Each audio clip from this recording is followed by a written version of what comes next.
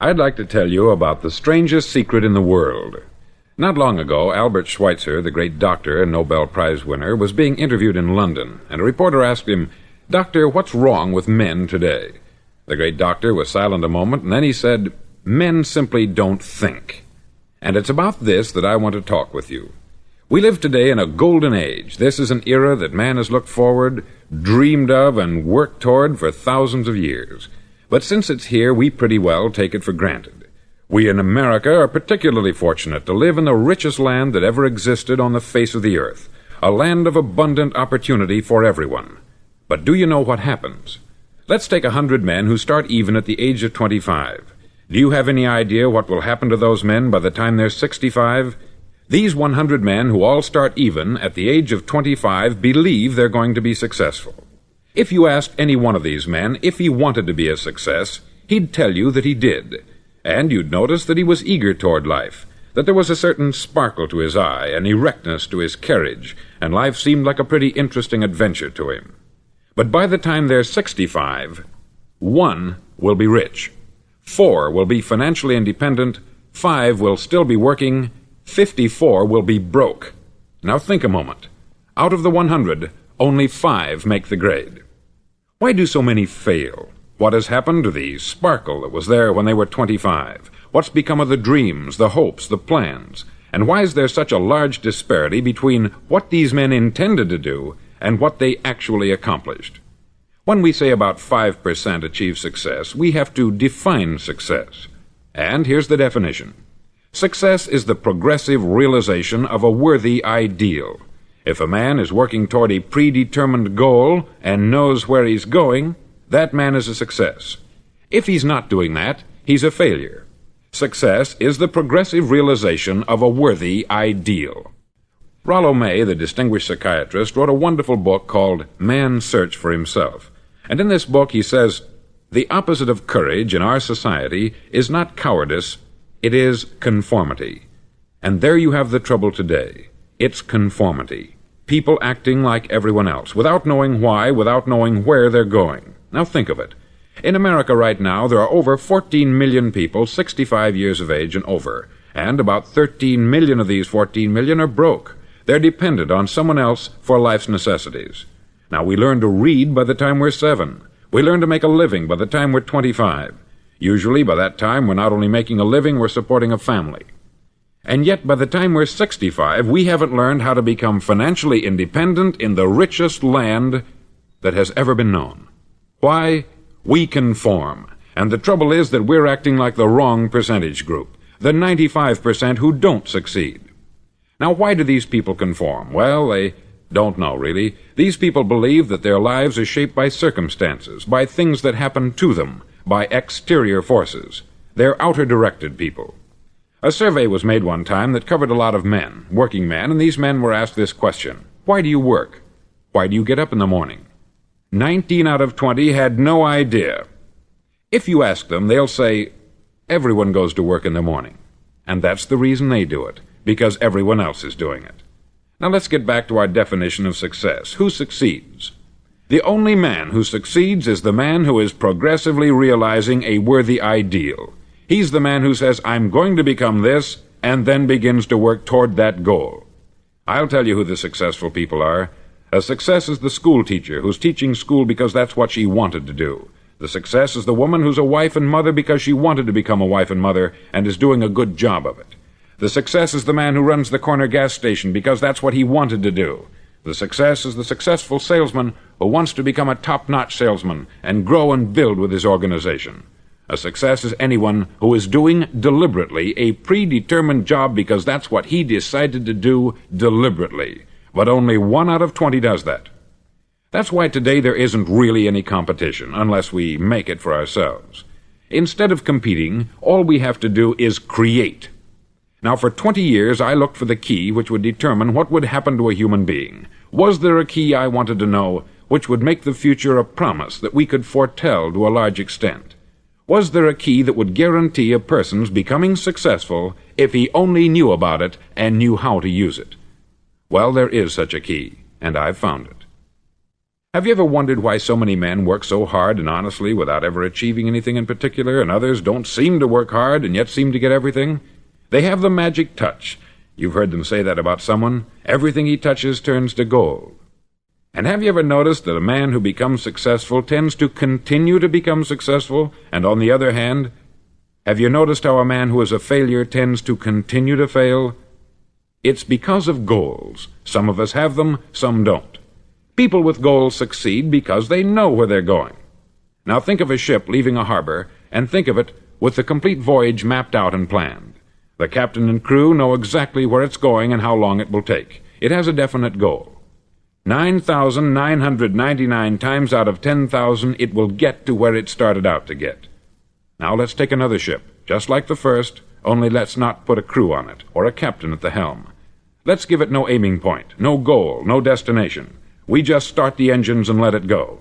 I think you'll agree with me that if it gets out of the harbor at all, it will either sink or wind up on some deserted beach a derelict. It can't go any place because it has no destination and no guidance. It's the same with a human being. Take the salesman, for example. There is no other person in the world today with the future of a good salesman. Selling is the world's highest paid profession, if we're good at it and if we know where we're going. Every company needs top-notch salesmen, and they reward those men. The sky is the limit for them. But how many can you find? Someone once said, the human race is fixed, not to prevent the strong from winning, but to prevent the weak from losing. The American economy today can be likened to a convoy in time of war. The entire economy is slowed down to protect its weakest link, just as the convoy had to go at the speed that would permit its slowest vessel to remain in formation. That's why it's so easy to make a living today. It takes no particular brains or talent to make a living and support a family today.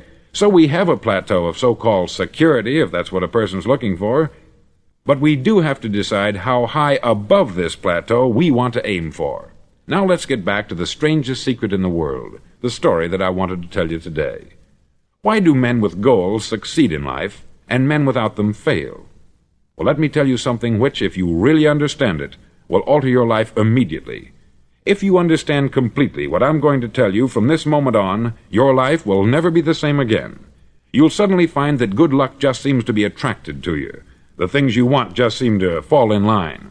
And from now on, you won't have the problems, the worries, the gnawing lump of anxiety that perhaps you've experienced before. Doubt, fear, well, they'll be things of the past. Here's the key to success, and the key to failure. We become what we think about. Now let me say that again. We become what we think about. Throughout all history, the great wise men and teachers, philosophers and prophets have disagreed with one another on many different things. It is only on this one point that they are in complete and unanimous agreement. Listen to what Marcus Aurelius, the great Roman emperor, said. He said, "A man's life is what his thoughts make of it." Disraeli said this, "Everything comes if a man will only wait. I have brought myself by long meditation to the conviction that a human being with a settled purpose must accomplish it, and that nothing can resist a will that will stake even existence for its fulfillment." Ralph Waldo Emerson said this, "A man is what he thinks about all day long." William James said, "The greatest discovery of my generation is that human beings can alter their lives by altering their attitudes of mind." And he also said, "We need only in cold blood act as if the thing in question were real, and it will become infallibly real by growing into such a connection with our life that it will become real. It will become so knit with habit and emotion that our interest in it will be those which characterize belief." He also said this, "If you only care enough for a result, you will almost certainly attain it. If you wish to be rich, you will be rich. If you wish to be learned, you will be learned. If you wish to be good, you will be good. Only you must then really wish these things, and wish them exclusively, and not wish at the same time 100 other incompatible things just as strongly." In the Bible you read, in Mark 9:23, "If thou canst believe, all things are possible to him that believeth." Dr. Norman Vincent Peale said this, "This is one of the greatest laws in the universe. Fervently do I wish I had discovered it as a very young man. It dawned upon me much later in life, and I've found it to be one of the greatest, if not my greatest discovery, outside of my relationship to God. And the great law, briefly and simply stated, is that if you think in negative terms, you'll get negative results. If you think in positive terms, you will achieve positive results. That is the simple fact which is at the basis of an astonishing law of prosperity and success. In 3 words, believe and succeed. William Shakespeare put it this way: "Our doubts are traitors, and make us lose the good we oft might win, by fearing to attempt." George Bernard Shaw said, "People are always blaming their circumstances for what they are. I don't believe in circumstances. The people who get on in this world are the people who get up and look for the circumstances they want, and if they can't find them, make them." Well, it's pretty apparent, isn't it? And every person who discovered this for a while believed that he was the first one to work it out. We become what we think about. Now, it stands to reason that a person who's thinking about a concrete and worthwhile goal is going to reach it, because that's what he's thinking about. And we become what we think about. Conversely, the man who has no goal, who doesn't know where he's going, and whose thoughts must therefore be thoughts of confusion and anxiety and fear and worry, becomes what he thinks about. His life becomes one of frustration, fear, anxiety, and worry. And if he thinks about nothing, he becomes nothing. Now, how does it work? Why do we become what we think about? Well, I'll tell you how it works as far as we know. Now, to do this, I want to tell you about a situation that parallels the human mind. Suppose a farmer has some land, and it's good, fertile land. Now, the land gives the farmer a choice. He may plant in that land whatever he chooses. The land doesn't care. It's up to the farmer to make the decision. Now, remember, we're comparing the human mind with the land, because the mind, like the land, doesn't care what you plant in it. It will return what you plant, but it doesn't care what you plant. Now, let's say that the farmer has 2 seeds in his hand. One is a seed of corn, the other is nightshade, a deadly poison. He digs 2 little holes in the earth, and he plants both seeds, one corn, the other nightshade. He covers up the holes, waters, and takes care of the land, and what will happen? Invariably, the land will return what is planted. As it's written in the Bible, "As ye sow, so shall ye reap." Remember, the land doesn't care. It will return poison in just as wonderful abundance as it will corn. So up come the 2 plants, one corn, one poison. Now, the human mind is far more fertile, far more incredible and mysterious than the land, but it works the same way. It doesn't care what we plant. Success, failure. A concrete, worthwhile goal, or confusion, misunderstanding, fear, anxiety, and so on. But what we plant, it will return to us. You see, the human mind is the last great unexplored continent on the earth. It contains riches beyond our wildest dreams. It will return anything we want to plant. Now, you might say, well, if that's true, why don't people use their minds more? Well, I think they've figured out an answer to that, too. Our mind comes as standard equipment at birth. It's free, and things that are given to us for nothing we place little value on. Things that we pay money for, we value. The paradox is that exactly the reverse is true.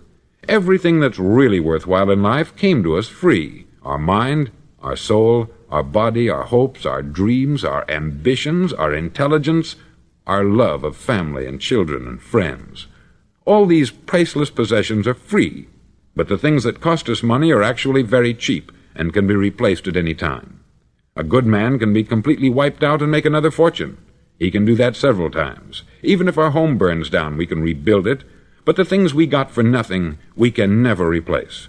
The human mind isn't used merely because we take it for granted. Familiarity breeds contempt. It can do any kind of job we assign to it, but generally speaking, we use it for little jobs instead of big, important ones. Universities have proved that most of us are operating on about 10% of our abilities.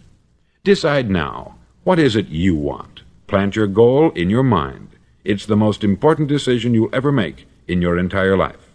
Do you want to be an outstanding salesman, a better worker at your particular job? Do you want to go places in your company, in your community? All you've got to do is plant that seed in your mind. Care for it. Work steadily toward your goal, and it will become a reality. It not only will, there's no way that it cannot. You see, that is a law, like the laws of Sir Isaac Newton, the laws of gravity. If you get on top of a building and jump off, you'll always go down. You'll never go up. And it's the same with all the other laws of nature. They always work. They're inflexible. Think about your goal in a relaxed, positive way. Picture yourself in your mind's eye as having already achieved this goal. See yourself doing the things you will be doing when you've reached your goal. Ours has been called the phenobarbital age, the age of ulcers and nervous breakdowns. At a time when medical research has raised us to a new plateau of good health and longevity, far too many of us worry ourselves into an early grave trying to cope with things in our own little personal ways, without learning a few great laws that will take care of everything for us. These things we bring on ourselves through our habitual way of thinking. Every one of us is the sum total of his own thoughts. He is where he is because that is exactly where he really wants to be, whether he'll admit that or not. Each of us must live off the fruit of his thoughts in the future, because what you think today and tomorrow, next month and next year, will mold your life and determine your future. You're guided by your mind. I remember one time I was driving through Arizona and I saw one of those giant earth-moving machines roaring along the road at about 35 miles an hour with what looked like 20 tons of dirt in it, a tremendous, incredible machine, and there was a little man perched way up on top with the wheel in his hands guiding it. And as I drove along, I was struck by the similarity of that machine to the human mind. Just suppose you're sitting at the controls of such a vast source of energy. Are you going to sit back and fold your arms and let it run itself into a ditch?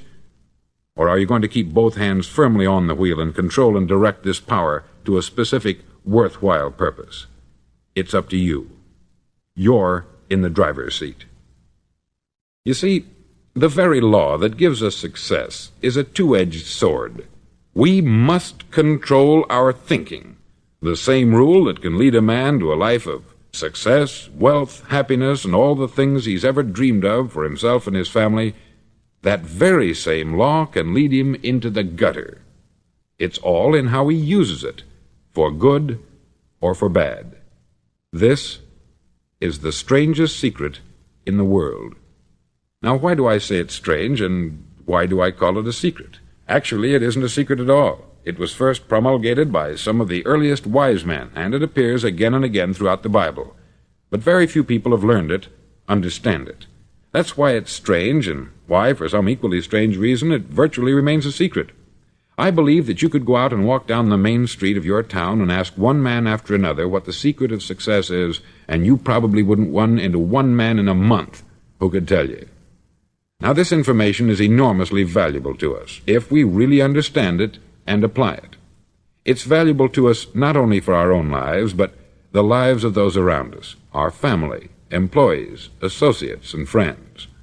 Life should be an exciting adventure. It should never be a bore. A man should live fully, be alive. He should be glad to get out of bed in the morning. He should be doing a job he likes to do because he does it well. One time I heard Grove Patterson make a speech, the editor-in-chief of the Toledo Daily Blade, and as he concluded his speech, he said something that I've never forgotten. He said something like this: "My years in the newspaper business have convinced me of several things, among them that people are basically good, and that we came from someplace, and we're going someplace. So we should make our time here an exciting adventure.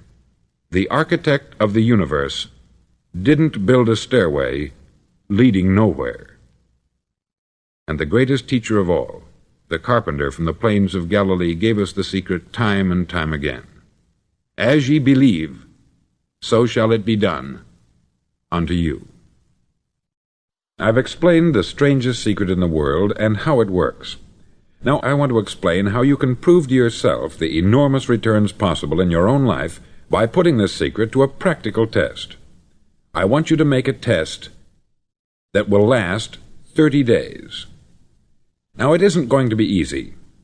If you'll give it a good try, it will completely change your life for the better. Back in the 17th century, Sir Isaac Newton, the English mathematician and natural philosopher, gave us some natural laws of physics which apply as much to human beings as they do to the movement of bodies in the universe. Now, one of these laws is that for every action, there is an equal and opposite reaction.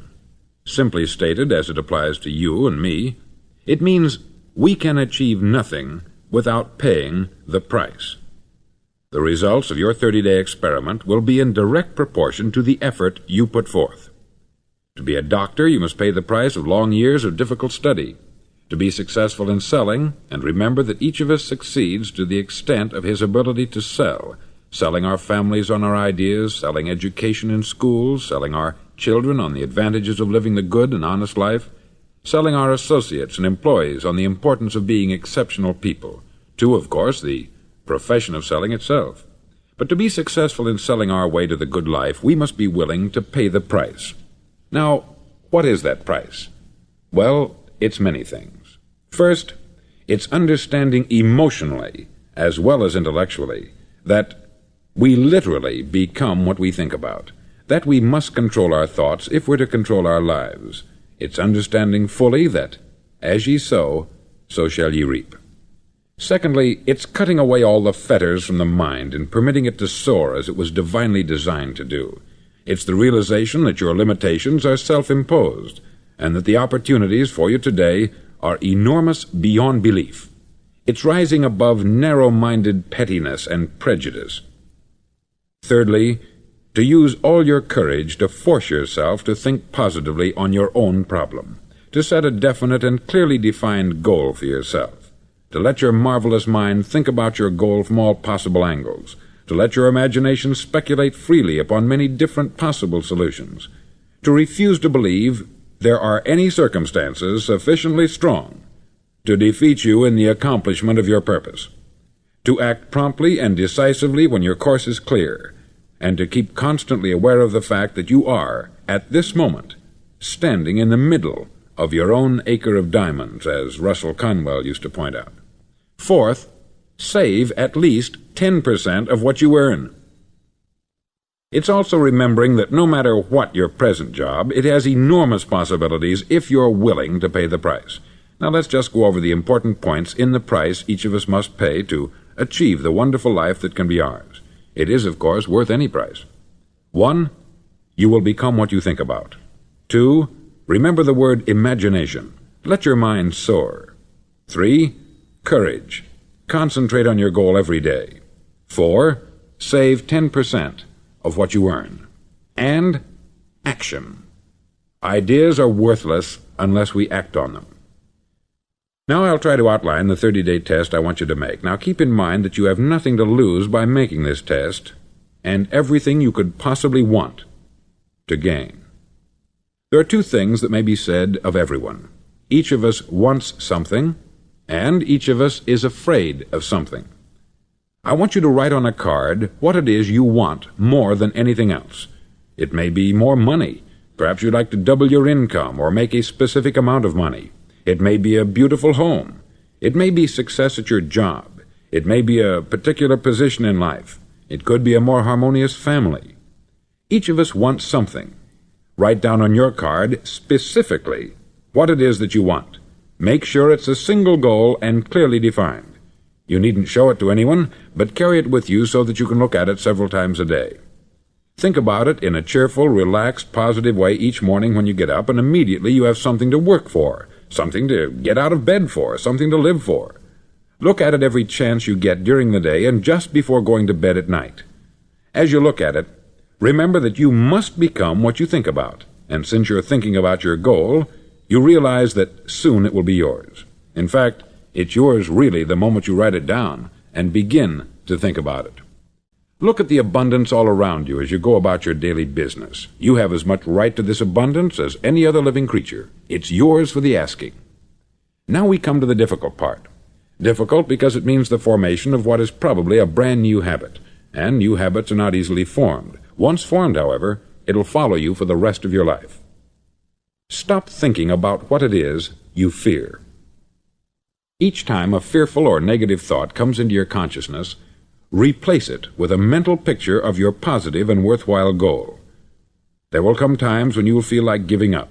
It's easier for a human being to think negatively than positively. That's why only 5% is successful. You must begin now to place yourself in that group. For 30 days you must take control of your mind. It will think only about what you permit it to think. Each day for this 30-day test, do more than you have to do. In addition to maintaining a cheerful, positive outlook, give of yourself more than you've ever done before. Do this knowing that your returns in life must be in direct proportion to what you give. The moment you decide on a goal to work toward, you're immediately a successful person. You're then in that rare and successful category of people who know where they're going. Out of every 100 people, you belong to the top 5. Don't concern yourself too much with how you're going to achieve your goal. Leave that completely to a power greater than yourself. All you have to do is know where you're going. The answers will come to you of their own accord. Remember these words from the Sermon on the Mount, and remember them well. Keep them constantly before you this month of your test. Ask, and it shall be given you. Seek, and ye shall find. Knock, and it shall be opened unto you. For every one that asketh receiveth, and he that seeketh findeth, and to him that knocketh it shall be opened. It's as marvelous and as simple as that. In fact, it's so simple that in our seemingly complicated world it's difficult for an adult to understand that all he needs is a purpose and faith. For 30 days, do your best. If you're a salesman, go at it as you've never done before, not in hectic fashion, but with the calm, cheerful assurance that time well spent will give you the abundance in return you deserve and want. No matter what your job, do it as you've never done it before for 30 days. And if you've kept your goal before you every day, you'll wonder and marvel at this new life you've found. Dorothea Brand, outstanding editor and writer, discovered it for herself and tells about it in her fine book, Wake Up and Live. Her entire philosophy is reduced to the words, act as though it were impossible to fail. She made her own test with sincerity and faith, and her entire life was changed to one of overwhelming success. Now you make your test for 30 full days. Don't start your test until you've made up your mind to stick with it. You see, by being persistent, you're demonstrating faith. Persistence is simply another word for faith. If you didn't have faith, you would never persist. If you should fail during your first 30 days, by that I mean suddenly find yourself overwhelmed by negative thoughts, you've got to start over again from that point and go 30 more days. Gradually your new habit will form until you find yourself one of that wonderful minority to whom virtually nothing is impossible. Don't forget the card. It's vitally important as you begin this new way of living. On one side of the card, write your goal, whatever it may be. On the other side, write the words we've quoted from the Sermon on the Mount. Ask, and it shall be given you. Seek, and ye shall find. Knock, and it shall be opened unto you. Nothing great was ever accomplished without inspiration. See that during these crucial first 30 days, your own inspiration is kept at a peak. Above all, don't worry. Worry brings fear, and fear is crippling. The only thing that can cause you to worry during your test is trying to do it all yourself. Know that all you have to do is hold your goal before you. Everything else will take care of itself. Remember also to keep calm and cheerful. Don't let petty things annoy you and get you off course. Now, since making this test is difficult, some may say, well, why should I bother? Well, look at the alternative. No one wants to be a failure. No one really wants to be a mediocre individual. No one wants a life constantly filled with worry, fear, and frustration. Therefore, remember that you must reap that which you sow. If you sow negative thoughts, your life will be filled with negative things. If you sow positive thoughts, your life will be cheerful, successful, and positive. Now, gradually, you will have a tendency to forget what you've heard on this record. Play it often. Keep reminding yourself of what you must do to form this new habit. Gather your whole family about and listen to what's been said here at regular intervals. You know, most men will tell you that they want to make money without understanding the law. The only people who make money work in the mint. The rest of us must earn money. This is what causes those who keep looking for something for nothing or a free ride to fail in life. The only way to earn money is by providing people with services or products which are needed and useful. We exchange our product or service for the other man's money. Therefore, the law is that our financial return will be in direct proportion to our service. Success is not the result of making money. Making money is the result of success, and success is in direct proportion to our service. Most people have this law backwards. They believe that you're successful if you earn a lot of money. The truth is that you can only earn money after you're successful. It's like the story of the man who sat in front of the stove and said to it, "Give me heat, and then I'll add the wood." How many men and women do you know, or do you suppose there are today, who take the same attitude toward life? There are millions. We've got to put the fuel in before we can expect heat. Likewise, we've got to be of service first before we can expect money. Don't concern yourself with the money. Be of service. Build, work, dream, create. Do this, and you'll find there's no limit to the prosperity and abundance that will come to you. Prosperity is founded upon a law of mutual exchange. Any person who contributes to prosperity must prosper in turn himself. Sometimes the return will not come from those you serve, but it must come to you from someplace, for that is the law.